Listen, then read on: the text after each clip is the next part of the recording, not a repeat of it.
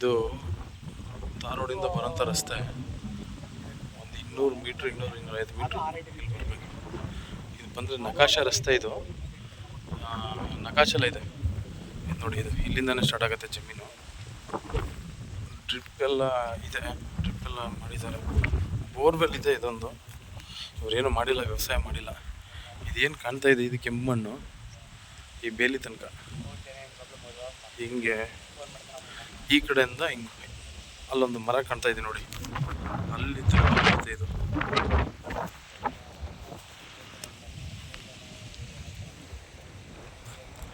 ಇಲ್ಲೊಂದು ಮನೆ ಇದೆಯಲ್ಲ, ಅಲ್ಲಿ ತನಕ.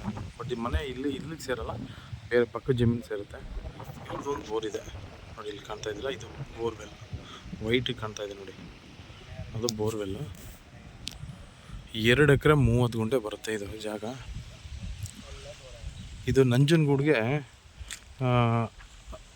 18 ಕಿಲೋಮೀಟ್ರ್ ಆಯ್ತದೆ. ಇದು ಒಳ್ಳೆ ಕೆಂಪು ಮಣ್ಣು ಇದೆ, ಡ್ರಿಪ್ ಎಲ್ಲ ಇದೆ, ಡ್ರಿಪ್ ಇರಿಗೇಷನ್ ಎಲ್ಲ ಮಾಡಿದ್ದಾರೆ.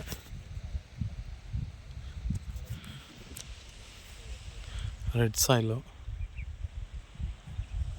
ಇದು ಏನು ಕಾಟನ್ ಹತ್ತಿ ಹಾಕಿದ್ದಾರೆ, ಬಟ್ ಇದೆಲ್ಲ ವ್ಯವಸಾಯ ಮಾಡಿಲ್ಲ ಇವರು.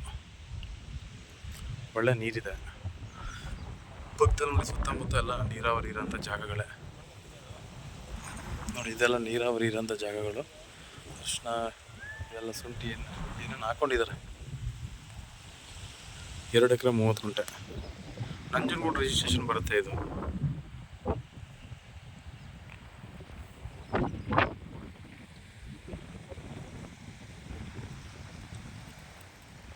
ಜಮೀನಿಗೆ ರಸ್ತೆ ಇದೆ, ನಕಾಶೆ ರಸ್ತೆ ಇದೆ. ಯಾರ ಜಮೀನು ಮೇಲೆ ಹೋಗುವಂಗಿಲ್ಲ, ನಕಾಶೆ ರಸ್ತೆ ಇದೆ.